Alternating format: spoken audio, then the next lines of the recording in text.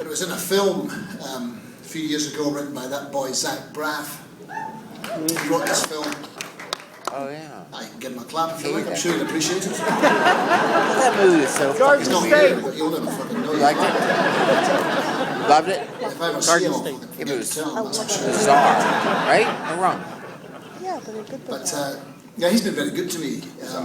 I knew him before he was in Scrubs, actually. And It's okay.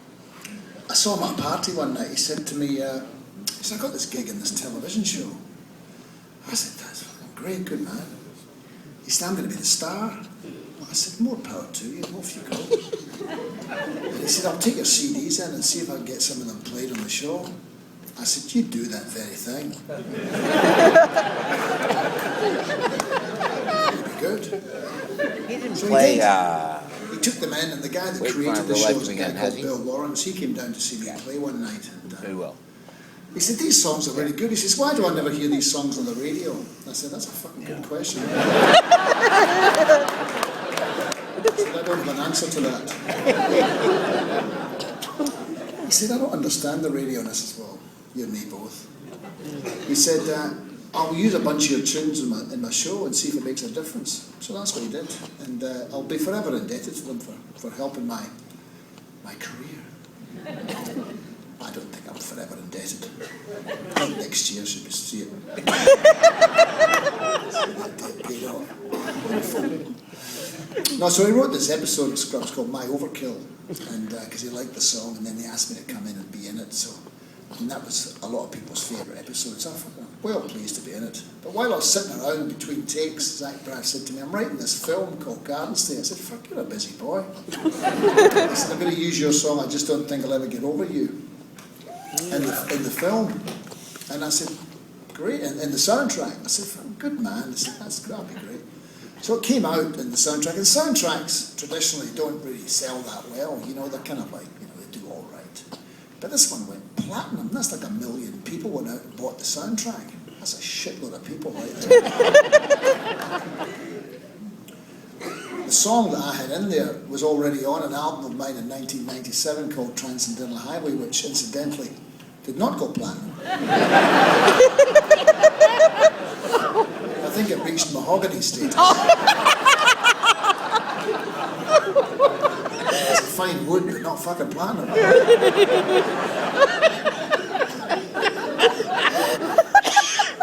And you make money, you get checks in the mail when your record goes platinum, you know.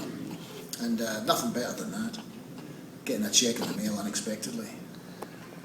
Except when you go to the doctors and you have one of those colonoscopy things, and you know, you come out of the twilight and the doctor says to you, "Your bum's okay." That's a fucking good day right there. But getting money in the mail, that's a close second.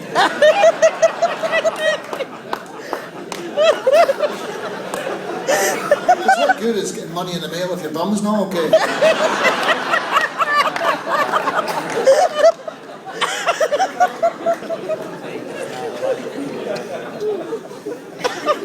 Some people take their bum for granted. Not me.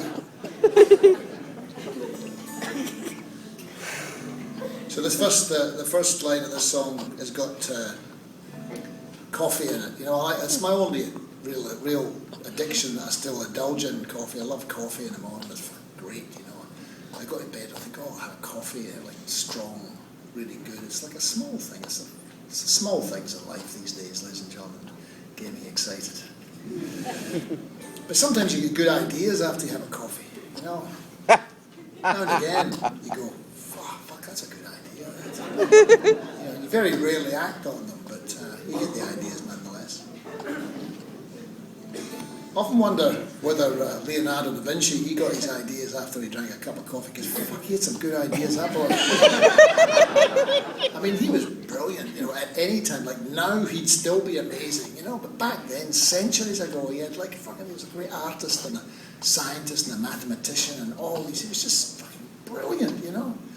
It must have been a bit frustrating for him, though, having a coffee in the morning. I can just imagine him sitting around, having an espresso with 2 or 3 of his friends, and knocking back a little single espresso, and then just looking at these guys and going, "Is it just me, or does Everyone else around here a fucking idiot.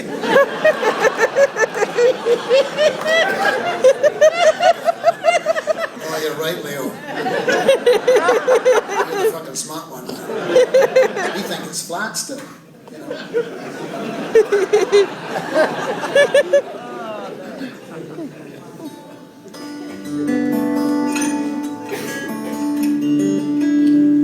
Well, here we are, ladies and gentlemen, on this Sunday night at the Rex Theatre in Pittsburgh.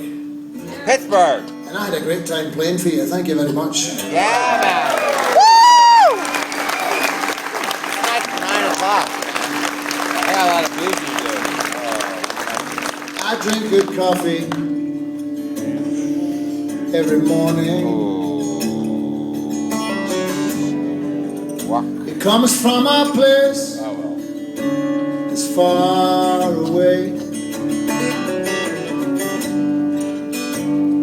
When I'm done, I feel like talking.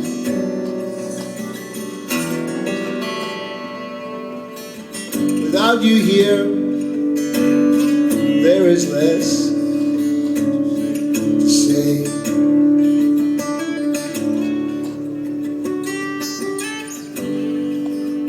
I don't want you thinking I'm unhappy.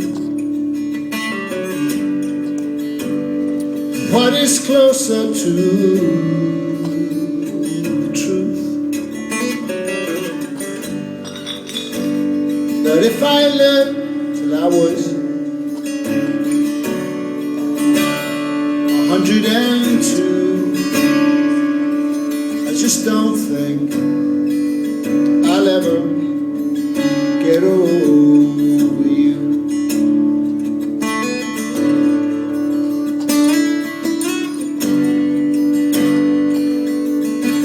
No longer moved to drink strong whiskey,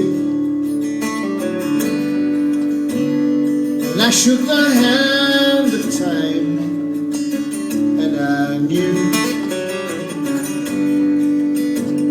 that if I lived till I could no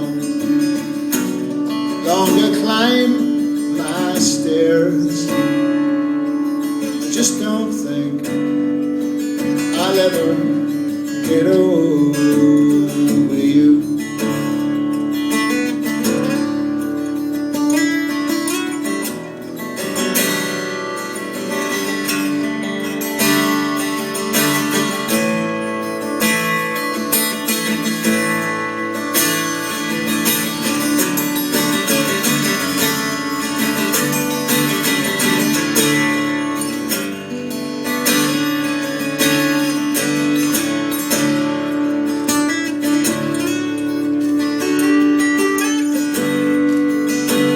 Your face, it dances and it haunts me. Your laughter is still ringing in my ears. I still find pieces of your presence here. Even after all these years.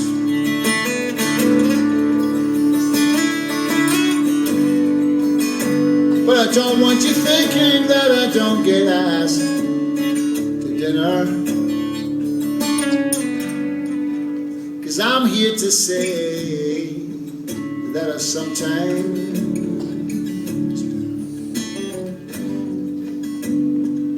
even though I may soon feel the touch of love, I just don't think I'll ever get over you.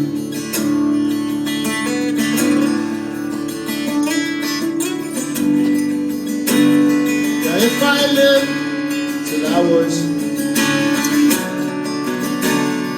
102, I just don't think I'll ever get over